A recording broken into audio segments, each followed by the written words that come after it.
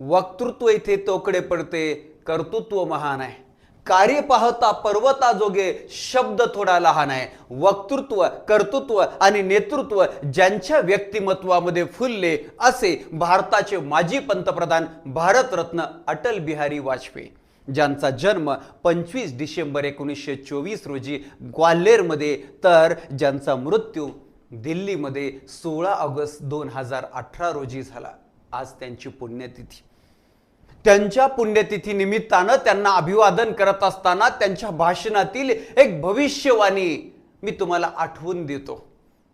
त्यांनी सांगितलं होतं की एक काळ असा होता की लोकाभिमुख नेते देशाचं नेतृत्व करत होते, देशाचा कारभार पाहत होते आणि देशातील गुंड, मवाली, नराधम हे त्यांना झालेल्या शिक्षा कमी करण्यासाठी नेत्यांकडे क्षमा याचनासाठी येत होते.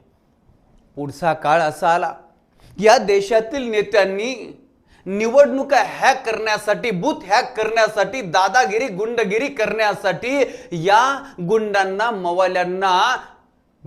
मवाल्यांना वापरला. त्यानंतर त्यांनी भविष्यवाणी अशी केली की एक काळ असा येईल की हेच गुंड, मवाली निवडणुका हॅक करून निवडून येतील आणि राज्य आणि देशाला हॅक करतील. तुम्हाला काय वाटतं, अटलजींची ही भविष्यवाणी खरी ठरली का?